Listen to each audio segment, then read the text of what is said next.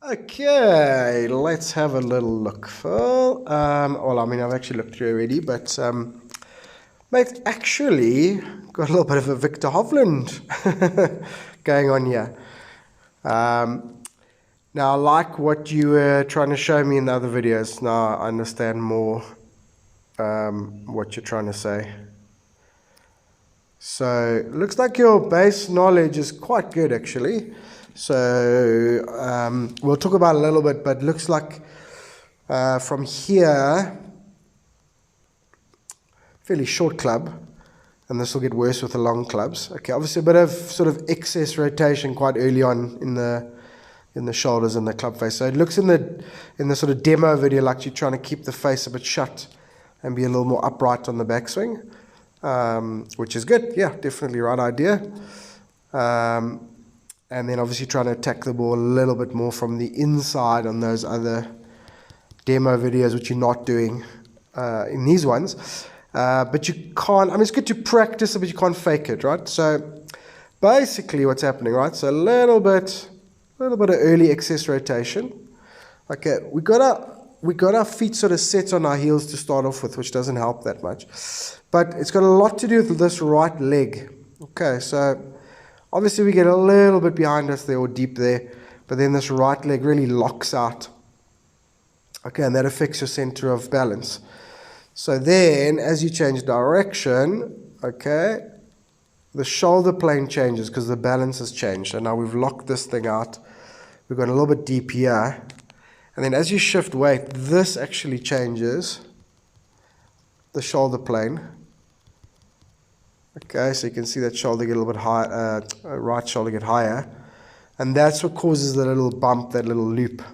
I mean, obviously it's a little bit of space as well, arm depth, but okay, it's that change in shoulder plane now getting steeper on the downswing or in the transition that causes that little out to in move that you're trying to get rid of. Okay, so from there the legs are working, mate, the torso rotation and torso strength and stability to keep this club face square is really good. I really like that. And there's so little face, wrist and forearm rotation through the hitting area. I really, really like that. Okay, so we're just going to look for neater footwork, slightly different balance points in the setup. Okay, and then just try and route the circle a little bit better, a little bit more efficiently.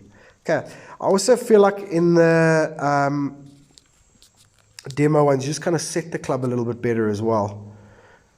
Sometimes these look a little bit stiff. So I think we can work on those both at the same time. So here's a practice swing where you're actually still locking the right leg out on your practice swing. So at least you're doing what you're practicing.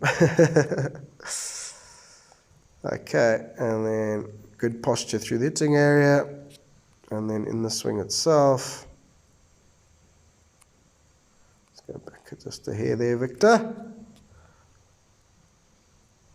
Sorry, there we go. Yeah, so a lot of good stuff here, and I think you're on the right track. You just kind of didn't know why. So a little bit of takeaway work, definitely. Yeah, so it's definitely softer. See, in here, this one, the club doesn't sit there at the top. Kind of quite stiff. Okay, and then I think it's because you control the golf swing with your core and your torso.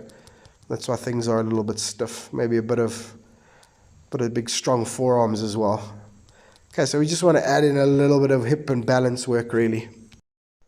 Okay, so check the difference here. So I would say it's a little bit too low, that takeaway, but look how much less shoulder rotation there is. That's what you miss. Well, that's what you've missed a little bit. Okay, and that keeps the face square. So now this face is much squarer. It hasn't fanned open. Okay. Now, the right leg's actually a little bit better in these. It's still too much, but it's a little bit better. But what I really like in this, obviously the arm depth, but I really like that club sitting there. Okay, really sits nicely with that left wrist and left thumb at the top there. Okay, and then obviously drive down. Your hip rotation and your sequencing is quite good. But that plane gets a little bit flatter, arm depth a little bit better, and then you attack the imaginary ball more from the inside. Okay, and then obviously release more online as well, not exiting so far left.